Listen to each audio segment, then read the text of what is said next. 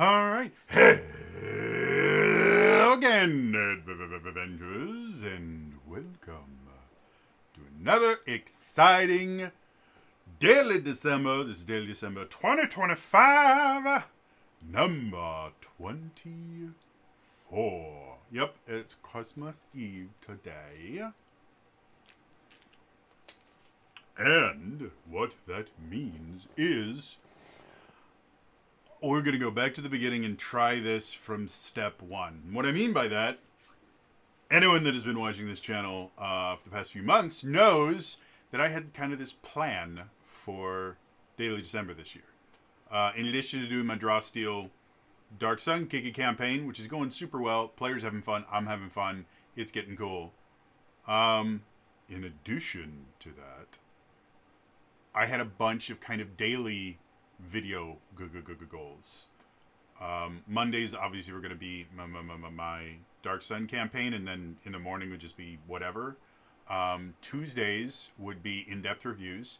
Thus far, I have gotten 4 in-depth reviews done this month. I've got one more to do next week, but I've hit my goal on that. Fridays we're going to thank you, phone. Fridays we're going to be my tabletop news day, and I have stuck to that as well, and I'm happy with the evolution that's going through. I don't think I've put out a let's call it a finished one yet. I'm still messing around with the format, messing around with how things look visually, and I still haven't created a thumbnail for them, but it's definitely getting better every single week. And then Wednesdays, I left Wednesdays for last. Wednesdays were supposed to be me premiering a new solo RPG series. And I tried doing it. My goal was basically to have these hour-long episodes that were very storytelling focused. Like, I would use the One Ring TTRPG as my system, and it would be set in Middle-earth with Tolkien, because I'm a huge Lord of the Rings fan. I've my first Tolkien book was actually The Hobbit, and I loved it. And then I went back and read the Lord of the Rings trilogy.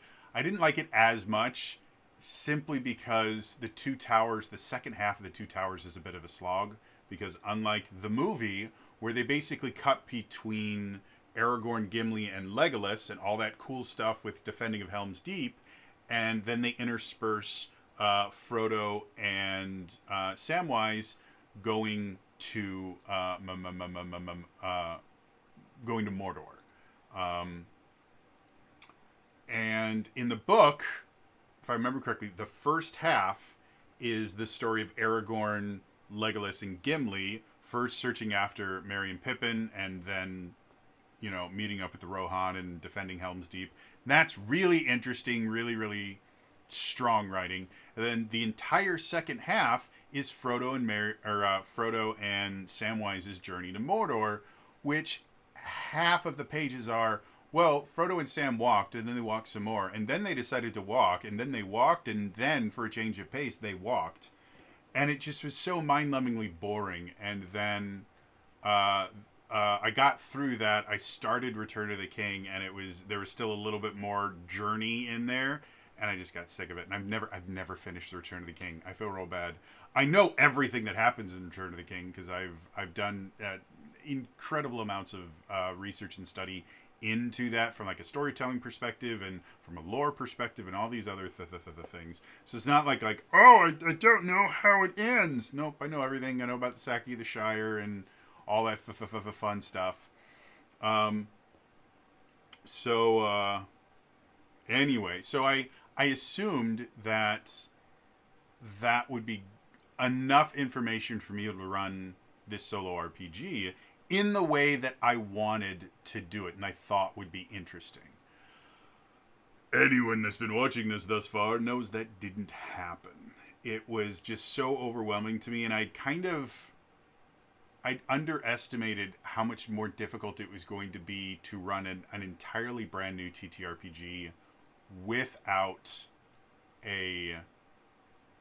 players that I can bounce ideas off of. Also, without making it blatantly obvious that I was playing a TTRPG. Like, again, my goal of this was basically to use the TTRPG to be a storytelling tool, which I think is still possible. But I'm not sure if that's the greatest way to do a solo RPG show specifically, and I know it wasn't a good day for me, a good way for me to do that. So, what this week and possibly next week is going to be is I'm starting over from scratch.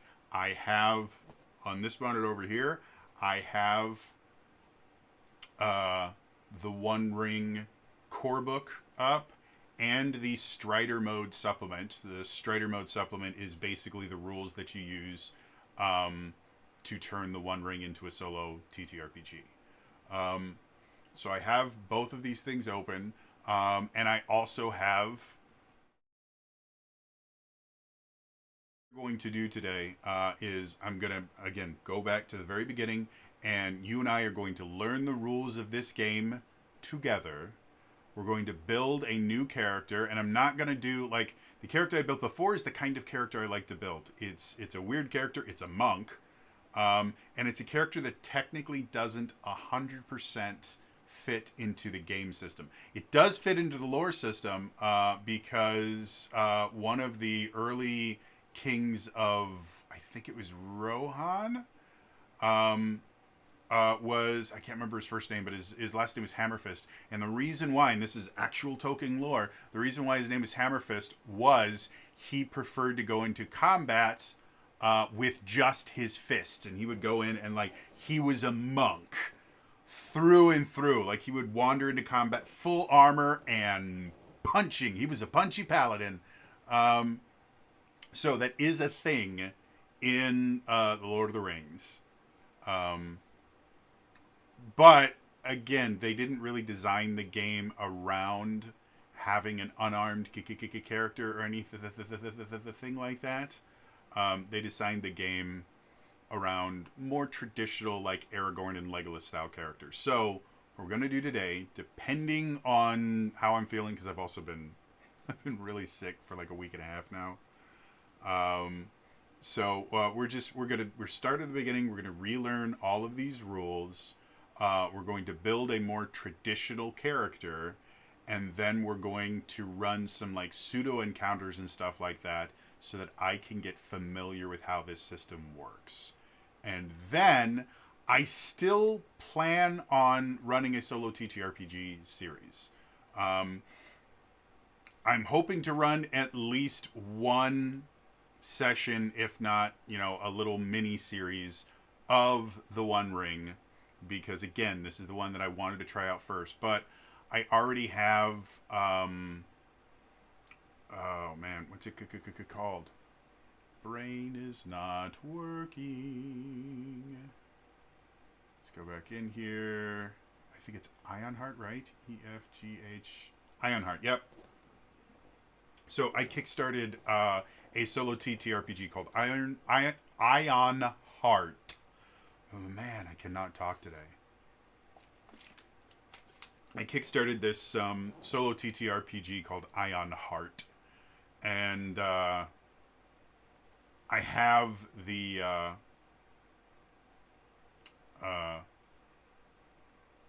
I have all the PDFs for it. So I do eventually want to run a little Ironheart solo RPG. And Ironheart, for anyone who doesn't know, you build a player character for yourself and a mech who is your player character's friend, and then you explore the galaxy, becoming closer friends with your giant mech, a la Iron Giant.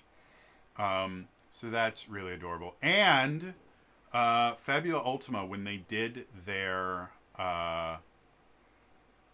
Kickstarter in September, I want to say, somewhere around there, one of the stretch goals that they hit was a solo mode for Fabula Ultima, which may be coming relatively soon to backers, because a lot of the digital files for this thing, the Kickstarter was just so that they could print physical books, because they don't, I think you can print on, oh no, they've had physical books. They wanted like a bestiary that they were kickstarting, and like deluxe edition books and stuff like that. So all the other books and things like that were technically already done. They were just getting cool artwork in deluxe editions and stuff like that. So anyways, so I wouldn't mind running a Fabula Ultima, little solo thing, especially since I've actually run Fabula Ultima. I understand Fabula Ultima. So that one, depending on how long it takes for them to come up with their solo mode version of it, and technically I don't need, because again, I've been reading up on solo RPGs. You don't need a specific translation guide or something like that for a TTRPG to have a solo mode. You don't. You can turn any RPG solo as long as you have some sort of a GM emulator, of which there are hundreds, if not thousands, on the interwebs. And theoretically, I could use the tables and stuff in Strider mode if I really wanted to. I'd have to change a few things, but not that much. But it's always easier if they have something that's specifically designed for the system, because it will take certain things into account. So anyway, the goal of doing this is, 11 minutes later. The goal of doing this is just to familiarize myself with the process again, because again, it's been so long since I've looked through this, and to kind of have something to show that I am actually working towards this, because thus far I've just had a couple videos where I've said, yeah, I failed miserably. Congratulations. So we're going to start at the let's start at the very beginning. A very good place to start. When you first learn to read, you learn A, B, C. So when we learn to sing, we sing Do, Re, Mi. A little bit of Sound of Music there for you. So let's start off. So, Chapter 1 of the One Ring Tabletop Role-Playing Game, 2nd edition. Has a lot of lore stuff. However, we do have a section called Playing the Game, and it starts talking about things like the player heroes. This is stuff that is the same for every single TTRPG, so you don't need to go too much into it, but it does explain player heroes are you, and Chapter 3 will tell you more about that. Okay, we're done with that. The Lore Master. That's what they call the Game Master in this. The Lore Master isn't going to exist in our game. They are going to be replaced with the Strider mode tables, so we don't really need to learn about that too much either. Now we get to the structure of the game. And this is something that is a little bit different from kind of your standard TTRPG. Your standard TTRPG, you basically have two different quote-unquote modes. You have your role-playing, and then you have your combat, effectively. And that's really all it is. You might, have exploration as a third kind of thing, because it does work slightly differently. But a lot of exploration mechanically works the exact same way as other role-playing encounters. It's just you're using different skills. This one, however, is separated into two phases. You have the adventuring phase and the fellowship phase. Which does make the game play a little bit differently than the things that I'm used to. So, and I'm going to be reading directly from the text here a lot to kind of reinforce what it is that I'm learning and hopefully teach you guys something as well. One of the absolute best ways to learn about something is to teach it to someone else.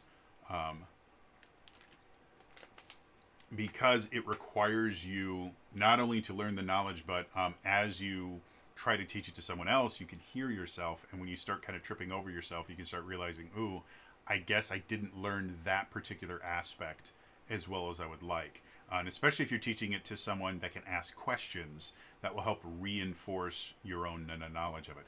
You guys are welcome to ask questions in the comments. I won't see them until I publish this. So it's not as useful. Still, if you think I'm getting anything wrong or if I don't explain something super well, ask in the comments. The next time I do this, I will answer those questions, or I'll just answer them in the comments.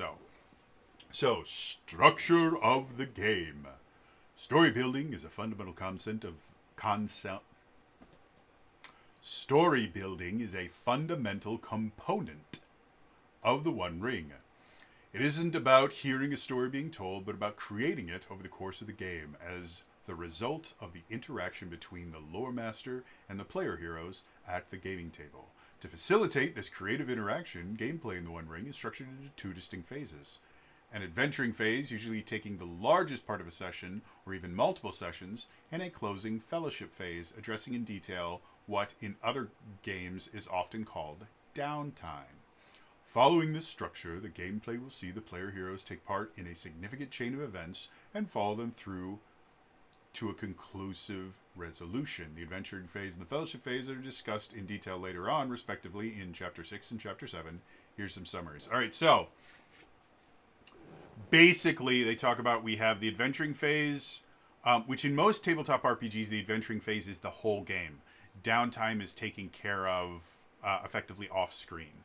You might say, oh, my character wants to do this between adventures or something, and that's what we do. In this one, the fellowship phase is designed to be a little bit more role-played out. So they start with the adventuring phase, and effectively, an adventuring phase session of play is played as a series of scenes connected sequentially in a wider narrative arc. A scene is a single episode focusing on the company or part of it facing some kind of challenge, preparing for one, or recovering from it. It is up to the lore master to initially frame each scene, especially those that are putting the company in danger. So, scene-based TTRPGs have become significantly more common. A lot of the Powered by the Apocalypse games are what's referred to as scene-based. If you're confused about the term, if you're playing something like D&D, a lot of people play it as one continuous shot, for lack of a better term. You know, you come into the game, the GM or the DM in that instance will describe the scene, and then the players go, okay, we're going to do this, and this. And then as they go, you just keep narrating until the end of the campaign. And there might be a few things like if they go, okay, well, we're done in this city, let's go to the next one. You might gloss over, like use effectively a montage for the travel scene. But for the most part, you have this kind of one continuous narrative going. In a scene-based TTRPG, you'll have the scene, and the GM will kind of set it up and then go, okay, what do you guys want to do? And then when the scene comes to the end, you kind of have this moment of, okay, scene. That ends that scene, that limits everything that we're doing, and now we can start transitioning to the next one.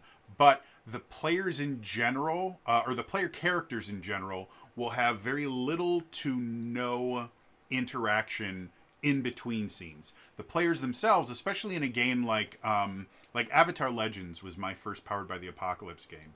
And Avatar Legends, in between different scenes, you're kind of encouraged to ask the players themselves, okay, what does your character see here, or what is in this scene, and it's a very collaborative kind of storytelling process.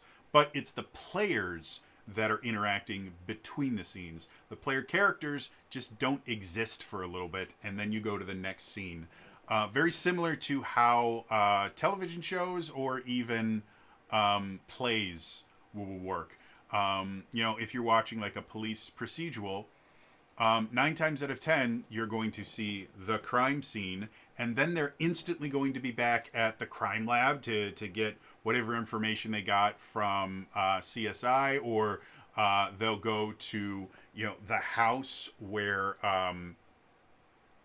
their first maybe family members of the victim are, where they have to interview them, or maybe their first suspect. But you don't see the things happening in between. That's a scene-based story structure. You might watch them drive there, but that's only if there's meaningful dialogue that's taking place in that scene, and then that scene is its own to the thing. But you have these kind of set pieces that go there, And that's effectively how the adventuring phase is designed to be run. Now, because and I'm going to be doing this a lot, I'm going to be kind of relating back to why my previous attempt worked so poorly. Because of how this is supposed to be scene based, and I was trying to tell this kind of connected narrative story, it didn't really work super well. So I think that was probably my first mistake, was this idea of, no, I'm going to tell this continuous narrative and just use dice rolls to help me come up with, interesting things to influence my narrative. That's not really how the One Ring specifically is designed to play. If I was to do that for a D&D game, I probably could tell a story like that, because D&D is designed a little bit more around a continuous narrative. It doesn't mean you can't play things scene-based in D&D. It's just, it's not specifically designed for that, whereas the One Ring is. So, then they talk about framing a scene. I don't need to read absolutely everything here. And that's really it. They just go, okay, the lore master frames the scene. If you're not familiar with the term framing the scene, is literally that. It's just kind of framing it. It's explaining, okay, this is where you are. When I frame a scene, one of the things that I try to ensure I always include is sensory information. I know a lot of GMs that will just kind of describe visually what you're looking at, which sight is a sense, but if the only thing you do is give them a physical description of what they see, it's harder for them to get immersed in it. So I will always talk about the things that they hear. I like to use smell a lot, because smell is a really, really good tool for memory recall. They've done quite a few different studies that have shown that scent can trigger memories significantly better than sight or sound. So your scent memory is amazing. So I like to use scent. Sometimes I'll use a combination of like scent and taste. Specifically, I'll describe something like, oh, this room that you've walked into, there's this very acrid, this is a scent that you can kind of taste in the back of your throat, that kind of sour taste when you go in somewhere that's very, very acrid and acidic. So yeah, that's framing, and that's how this is supposed to do. So effectively, the adventuring fame should go scene, scene, scene, scene, fellowship. And I did not do that before. So that in and of itself is helping. Now let's get to the fellowship phase. When the adventuring phase is concluded, a fellowship phase starts with the players narrating what their characters do when they finally return from their adventuring to rest for a while. It is now the lore master's turn to act reactively by listening to their players' propositions and wishes and making sure that the rules are correctly applied. During a fellowship phase, the players present the lore master their ideas and intention, for example, choosing where they are going to rest and decide what they will do while they are there. During the fellowship phases, the players can choose one or more undertakings that let them perform downtime activities directly affecting the gameplay. So, this is kind of the other thing. You've finished the adventure, and that's the other thing about the One Ring, which makes it kind of similar to how the Essence 20 games are set up, is it is designed to be episodic, meaning your adventuring phase is going to be a single episode of a longer series. And at the end of every episode, like any good 90s television show, all the players, all the characters come back together and they kind of talk about what happens, and then you kind of get to see the effect of what that episode had on them. Now, we're not going to go the full Power Rangers path, where like at the end of the episode is like, what did I learn? Well, I learned that teamwork is significantly more important than being super, super strong. Thanks, Tommy. No problem, Jason. Ha ha ha ha! And then Alpha comes in and goes, ay ay ay! I was hoping you guys would learn that. Ah ha ha ha ha ha! Do do do do do do do do do do. That is not the fellowship phase. The fellowship phase allows for retrospection, allows for the players themselves to have conversations and develop the player characters to allow them to develop relationships and things like that. And then there's downtime activities you can deal with as well for mechanical stuff. So, and then tying it all together. Usually an adventuring phase will last 2 to 3 sessions of play, followed by a fellowship phase, wrapping up neatly what happened thus far in the adventure.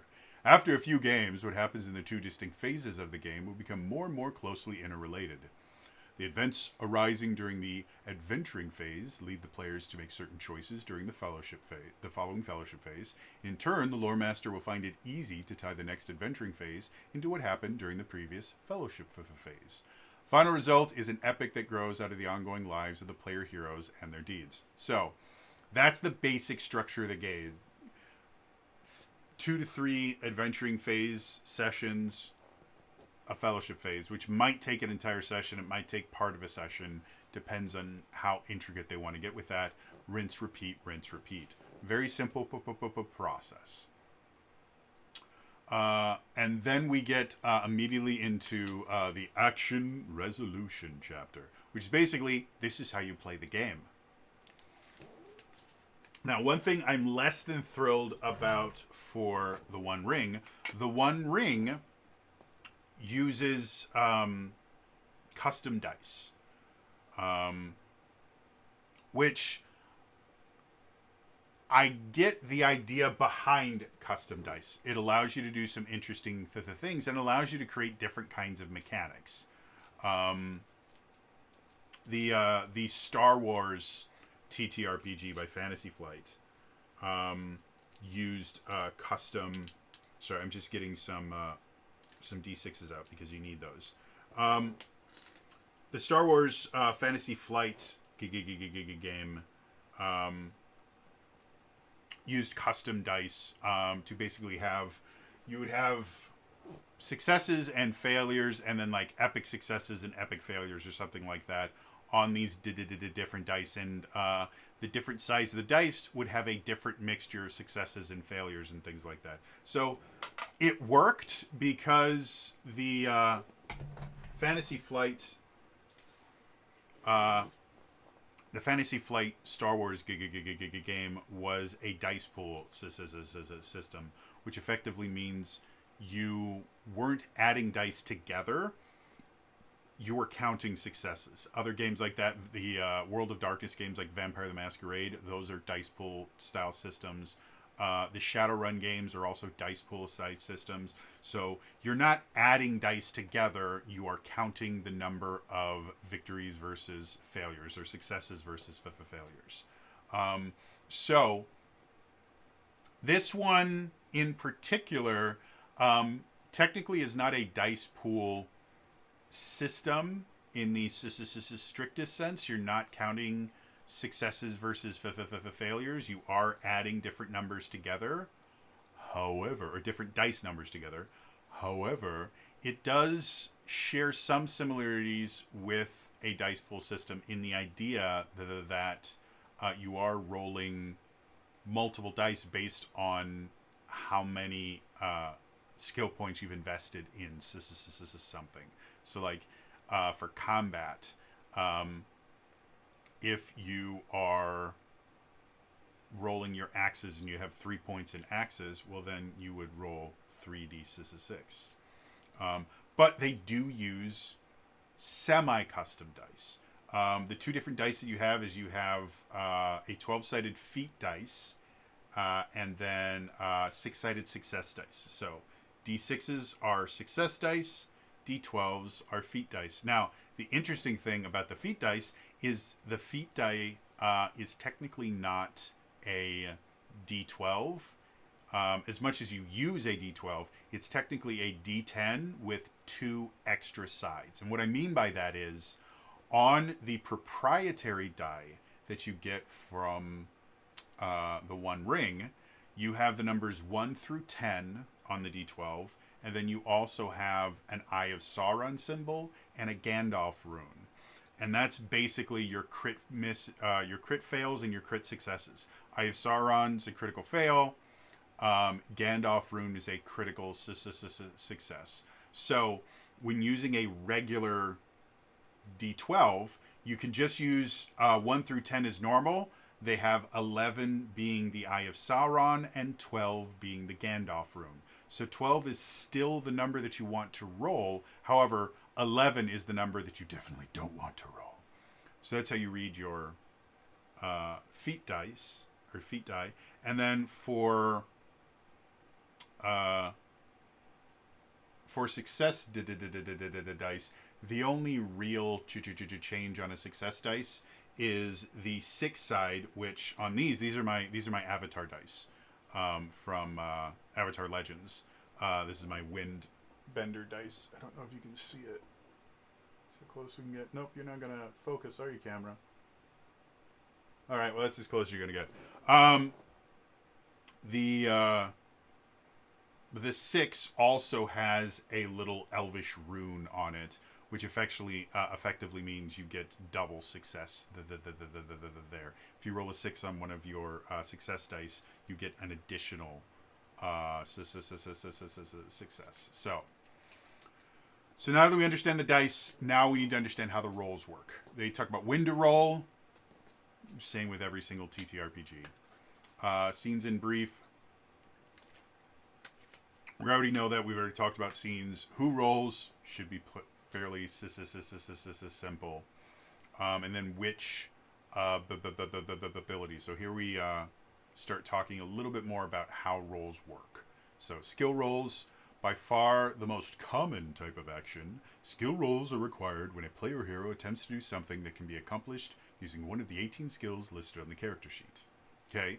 Combat rolls, when involved in a fight, the player heroes rely mostly on their combat proficiencies to make attack rolls and on protection rolls to avoid being injured seriously when hit.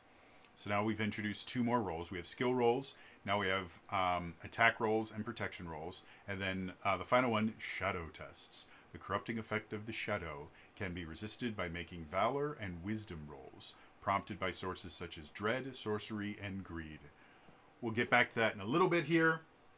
Effectively dealing with that stuff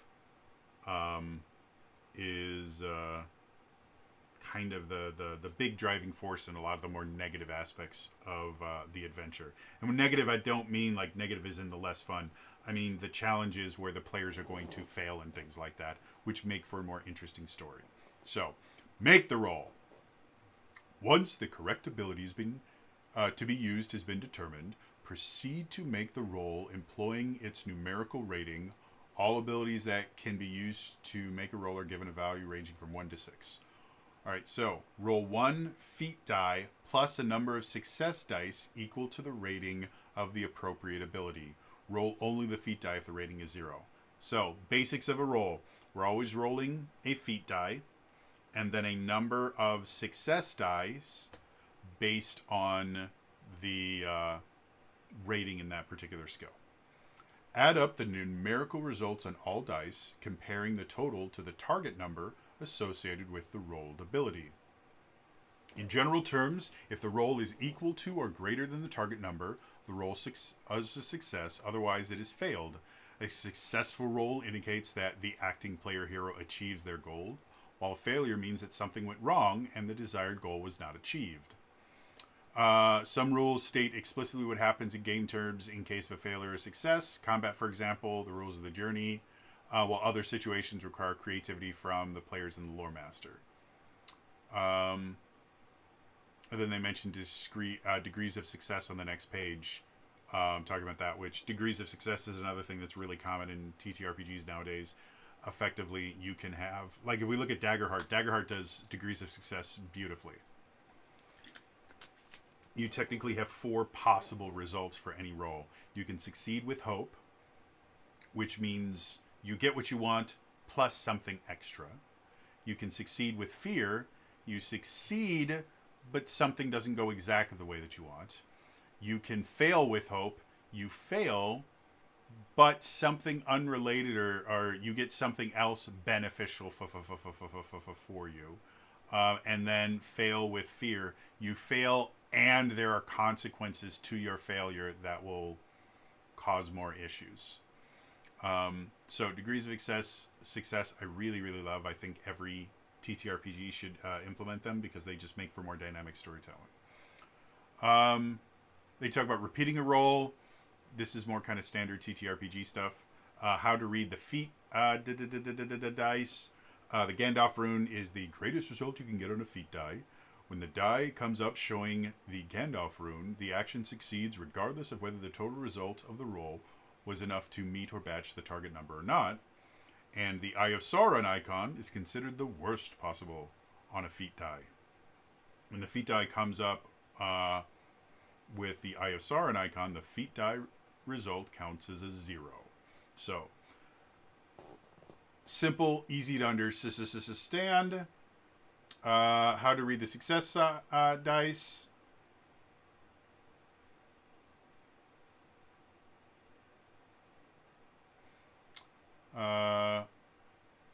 Again, we've already talked about how to read the success dice.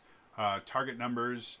Most rolls made by the player heroes are made against 3 attribute target numbers, based on the ratings they have in strength, heart, and wits. During character creation, the player generates 3 target numbers, 1 for each attribute, putting a hero's fundamental capabilities right in front of the player's eyes. Each attribute target number is equal to 20 minus its corresponding attribute score. And now we have an example.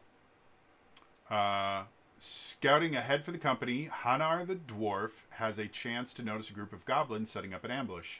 He has an awareness skill of 2, so he rolls a feat die plus 2 success dice, adding up the results of all dice rolled. As awareness is a strength skill, the roll result is compared against Hanar's strength target number, which is 13. With a success dice showing 4 and 5, and the feat die on an 8, Hanar's player does hardly need to do any maths to know that the dwarf succeeds. So, basically what they say, he's going to make an awareness skill check. Awareness is one of the strength-based skills, and if we look at the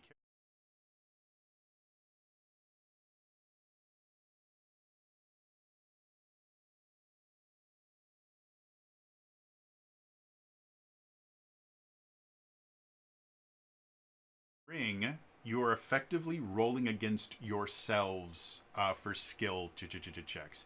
The DM is not going to be making like arbitrary target numbers like you would in D&D. In D&D, if I'm looking around a room and I'm trying to check for traps, like individual traps might have their own target number that you have to hit, which in D&D it's called difficulty class. So it might have a different DC because this is a really well hidden trap. In the One Ring, it really isn't. You're rolling against yourself, so it does mean that the players know whether they succeed or fail pretty quickly as far as skill checks are concerned.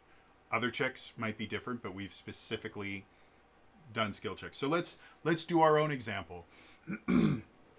So let's say on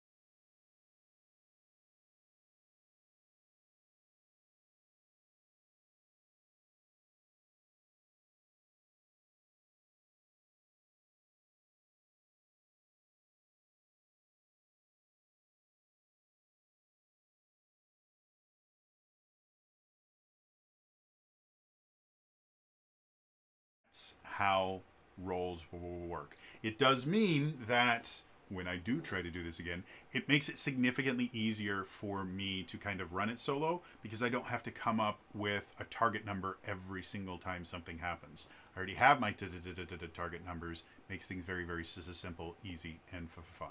Let's go ahead and erase the things that I put in there because we haven't built our character yet.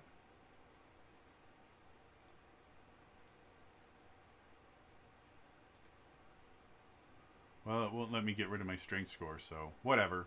We'll change it when we need to. All right. So that works pretty well. Tweaking the target numbers. Calculating TNs by subtracting the attributes 0 to 20 results in difficulty scores that are appropriate to medium to long campaigns as they present a challenge to inexperienced individuals but hold up well as those same characters advance in proficiency.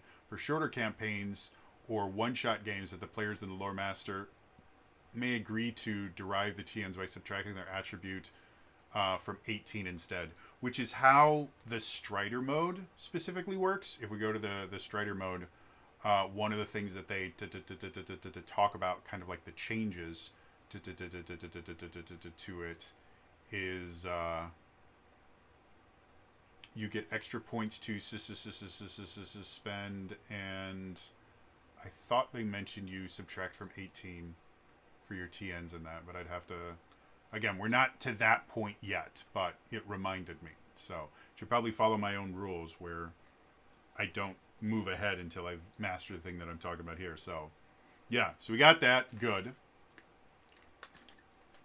Next, degrees of success. And for anyone wondering, this is normally what I do on my own when I'm learning a new system for like a December campaign, or like when I ran my Dagger Hearts mini campaign for the Village of Hamlet. That was all stuff that I did. I mean, this is effectively how I learned Daggerheart 2, is just kind of repetition and reading the book over and over and over again. So, degrees of success. A roll result that achieves its target number or results in a Gandalf rune and produces one or more success icons is an outcome of superior quality. A musician performs particularly well. A lookout spots enemies at a longer distance. An orator succeeds in galvanizing a large audience. The greater the number of success icons rolled, the better. If no success icons were scored, the action was successful but didn't achieve anything beyond its bare minimum, a success. If a single success icon was scored, then the player hero's accomplishment was out of the ordinary, a great success. If two or more were scored, the result was absolutely exceptional and memorable, an extraordinary success. So your Gandalf rune doesn't technically, like, critical hits in the One Ring work slightly different than you would see in like D&D. In D&D, roll your natural 20, that's your critical success. You get something extra because of that. In this, if you roll the Gandalf rune, it just means auto success, but it doesn't mean you quote unquote crit. The degrees of success system are where you do that. And that's basically for every 6 that you roll on one of your feat dice, it will increase your rewards by a bit. Like 1 success will give you an out of the ordinary, a great success, and then 2 or more gives you an extraordinary success. And then we get to special success. When making skill rolls, if a finer level of detail is desired, players can specify what their superior result means by spending their rolled success icons to trigger a number of special results. For each success icon roll, a player hero can choose one of the options listed in the skill special success table on the next page. If a roll scores multiple success icons, they are normally used to achieve multiple special results, such as assisting a fellow player hero and doing it silently. Note that spending a success icon does not detract from the numerical result of a roll and does not reduce the overall success level. A great success remains such even when a success icon is used to trigger a special success result. So they have a little table you can use when you roll success things to give you extra stuff effectively. So this is the table. Spend one success icon to cancel a failure is one of them. And that's if a skill roll involves multiple players, you help another player hero who failed. The failed roll is considered a success. So in group checks, which is not going to be helpful in any way for this game, because it's going to be solo. But in group checks, you can use it so that if one person failed, now they succeeded. The next one, score one additional success. If an action requires multiple successes to be achieved, you score one additional success. That's effectively describing what I refer to as skills challenges. I don't know if they have a particular name for it in Lord of the Rings or the One Ring. But effectively what that is this is something that is complex enough that requires multiple successful rolls to be able to succeed. So it just means that, well, I now get 2 successes on this instead of 1. The third option, gain insight. You get additional information, not necessarily related to the task at hand. For example, while helping a sick individual with a healing roll, you discover the trace of poison. Or you spot a sentry while sneaking into a ruin with a roll of stealth. So just additional information that's useful to the players. The one, like the trace of poison, when you were trying to heal this person, you might not have been aware. In this particular case, you wouldn't have been aware that the reason that they were doing as poorly as they were was because they'd been poisoned. And so by spending this success icon to gain insight, you know for a fact, yes, there was poison here. And that can indicate, oh, well, if someone's poisoning people, then we should probably investigate. That might also mean that now that you know the poison exists, you can try and figure out what kind of poison it was, who has access to that kind of poison. You know, your standard Sherlock Holmes style question stuff. Very useful thing. The next special success is go quietly. You achieve your goal noiselessly or without otherwise attracting attention. One after that, make haste. You completed the attempted task in a shorter time, about half the expected time. That can also be very, very useful. Like in my hunting one, if I had gotten any 6s, I could have burned one specifically to make haste. And I can say, oh yeah, it actually, instead of taking an hour for you to hunt this stag, you're able to do it in 30 minutes, meaning you have significantly more time to scout ahead or whatever other things that are required for your particular role in this traveling aspect. And the last one, widened influence. You can influence more than the specific number of subjects originally targeted by the action. As a general rule, each success icon spent corresponds to one additional subject or group of subjects. For example, following a roll of insight, you spot a second person acting suspiciously at an inn. A roll of enhearten, aimed to affect half a dozen individuals, will allow you to influence a full dozen. So, again, all these very useful and very simple. The problem with this table that I see is quite a few of them, like widen influence. On my hunting roll, widen influence really wouldn't do anything for me, except maybe, I guess widen influence might be, oh, I get 2 stags instead of 1. So I guess you could, yeah, if you interpret it as broadly as possible, I could see that being useful. Yeah. So, simple thing to kind of make it easier to interpret degrees of success. Let's see what they talk about now. Die roll modifiers. This is a part, I read this couple pages like 7 or 8 times because I was getting stressed out. And this one really was confusing to me because it was the most unlike D&D as far as what I was used to thus far. So, following are a number of variations upon the core rules of the game. They represent those advantages and drawbacks that affect the player heroes as the most explicit demonstration of their heroic statue. We have favored rolls, ill-favored rolls, and bonus success die. So a favored roll happens when a player hero possesses a special affinity for a task. When making a favored roll, players roll 2 feat dice instead of 1, keeping the best result among the 2. It's advantage. The only difference is instead of rolling 2d20s, you roll 2d12s. Now, the particular dice set that I used, that I got this from, only has a single d12, which is true about most dice sets. So I would need to pick up another d12. Guys, I have so many dice. I have an entire set of dice down here. These are just my brown generic dice that I keep next to me. I used to keep them in a dice box, but I misplaced that. I have I call these my dragon dice, because they're green and gold, like the Dragon Ranger, which is the Green Ranger in the US, but he was called the Dragon Ranger in Sentai.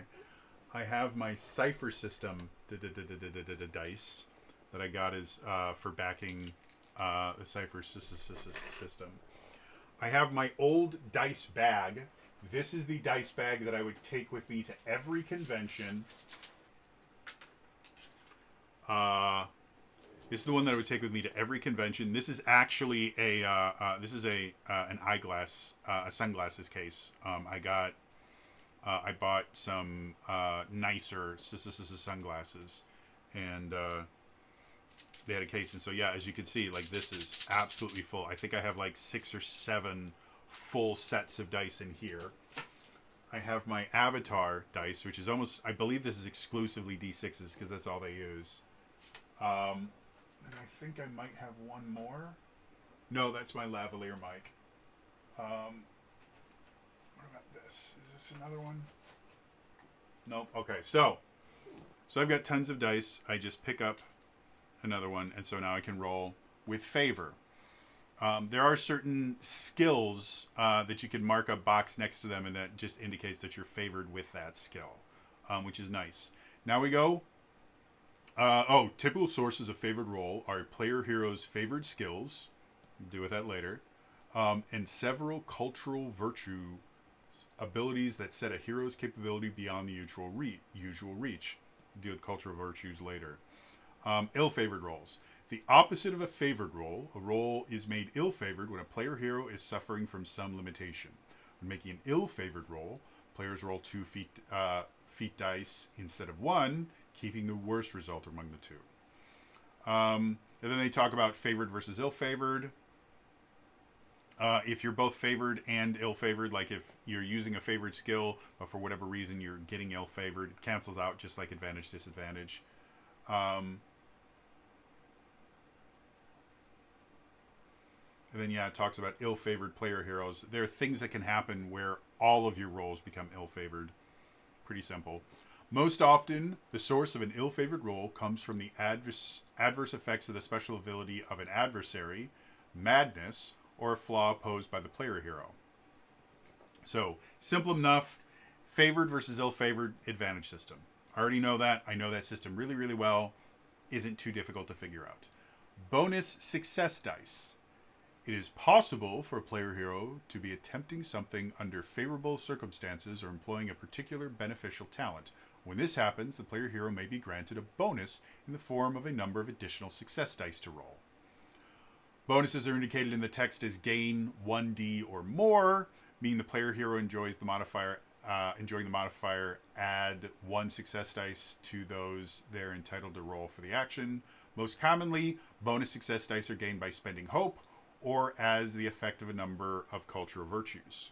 So, you can get bonus success dice. The most common way is to burn hope. Now we talk about the hope bonus. Character's hope score is a pool of points representing the reserve of spiritual vigor that hero draws from when confronted by difficult odds, or when particularly good result is required by the circumstances. Player hero about to make a die roll can spend 1 hope to gain 1 bonus die. Hope can be spent to gain dice on any roll made by a player hero. It is not possible to spend multiple hope points to gain multiple bonus success dice. So, if we go back to our character sheet,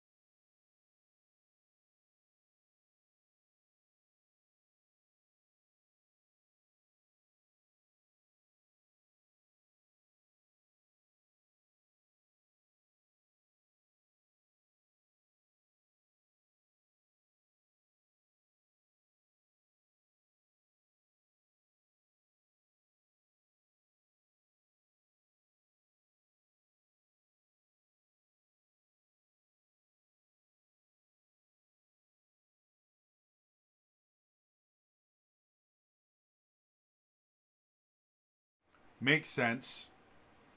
Now we talk about inspiration. Certain circumstances may result in a player hero becoming temporarily inspired. Inspired player heroes double the benefit of spending a hope point. An inspired player who spends 1 hope point to get a hope bonus gains 2 dice instead of 1. So, if for whatever reason you're inspired, which on my old character, if I remember correctly, they got inspired when they were like below half health because they were super hardy. That means anytime you burn a hope, it's 2d instead of 1d. Which, from a purely mechanical standpoint, means that when you're inspired for whatever reason, it's generally just in your best interest to do that, because that technically is up to a plus 12 to your roll for spending a single hope point. Inspiration can be achieved mainly through the invocation of a distinctive feature or is the effect of a number of cultural virtues. Heroes appealing to their hope too often must beware, though, for they run the risk of depleting their spiritual energy and becoming miserable. Miserable we'll deal with in a second here. Support. A player hero may make an effort to help another member of the company who's making a skill roll. To do so, the supporting player may spend 1 point of hope to let the player hero gain 1 d. A player hero may support another only if the circumstances allow it, and only if the supporting hero possesses at least 1 rank in an appropriate skill. Whether a skill is deemed appropriate to the supporting action is up to the lore master. Only 1 player hero can spend hope to support the action of a player hero. Then they have an example. A hobbit burglar is trying to open a dwarven door using her craft. Her bardic companion spends 1 point of hope and provides advice on the dwarven mechanism with his lore skill. The lore master approves, and the hobbit gains 1d on her roll.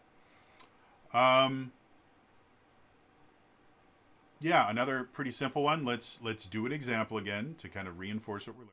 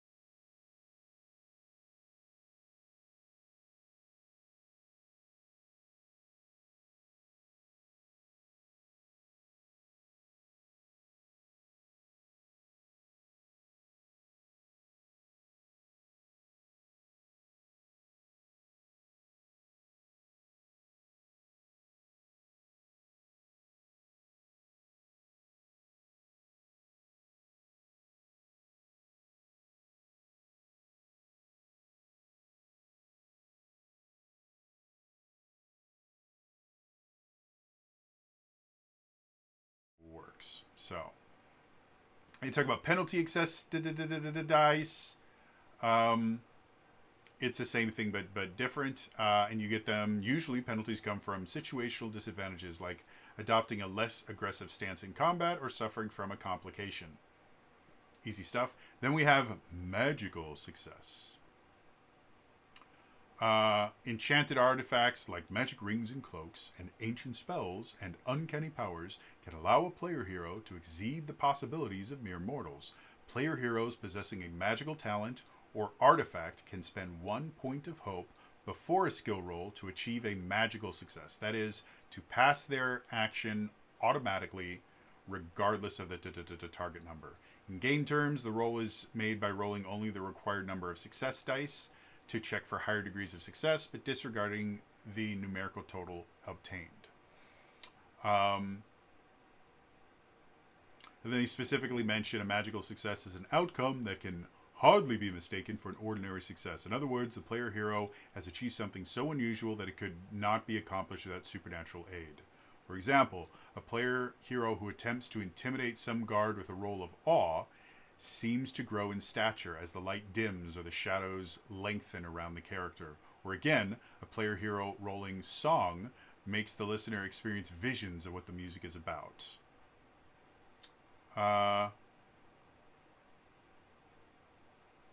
So yeah, effectively, if you have something magical, whether it's a magic item or some magical aspect of your character, you can attempt a magical success by burning a hope. And then you just auto-succeed in a very, very cool way. Pretty simple. And then we get to conditions. There are 3 different conditions. We've already talked about one, the miserable condition.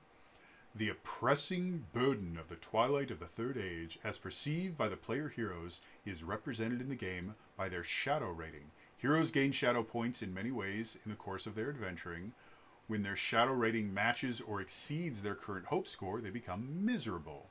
When a miserable hero is making a roll, if the feat die result shows the Eye of Sauron, the action fails regardless of the total result obtained by the roll. So in the roll that we just had, theoretically, because I was rolling 3d6, I could have hit my target number of 15 with just the dice. If I'm miserable, it doesn't matter. Rolling the Eye of Sauron is an automatic failure. So, Kiri.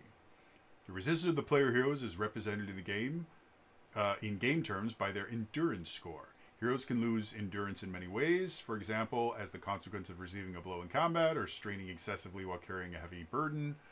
When their endurance drops to a level equal to or lower than their load score, they become weary. When a weary hero is making a roll, all the success dice that come up showing a result in an outline number, 1, 2, or 3, are considered to have given a 0 result instead. So effectively, on the proprietary One Ring dice, which I don't own, the 1, 2, and 3 numbers are like outlines of numbers. You can still read them fine, but they're hollow in the center. And then the 4, 5, and 6 are solid numbers. So what happens is if you're weary, which happens when your endurance drops to lower than your load, any 1, 2, or 3 just doesn't count. It's a 0. And then the final thing is wounded. Serious injuries can cause a hero to become wounded. While losing and recovering endurance is an everyday occurrence, being wounded is a more serious predicament for an adventurer and will affect them for much longer. Heroes are wounded most often in combat. Wounded heroes who remain active risk being knocked out of combat and recover lost endurance points more slowly. There's a whole section on that in the resting chapter. So that's the basics of how the game works. The next section here is the character sheet. And then we go directly into building an adventurer. So due to the fact that this has been going on for an hour now, I think that's where we're going to end it. So we've learned the basics of the One Ring system. This is how rolls work. These are the different conditions you have to do. And this is how you're going to succeed. So now we understand the basics of the game. We can start building our character, and then hopefully the next one of these sessions, we'll build a new character, and we'll do some tests and stuff like that to kind of get used to the idea of how everything works, and we'll start interacting actually with the Strider modes stuff. We'll see if that happens. I don't know if it will, but I hope you guys are enjoying kind of seeing my process of how I did to do this, and maybe, hopefully, learning how to play the One Ring 2nd edition. All right, it's going to be all for me today. I'll see you guys next time. All right, bye-bye.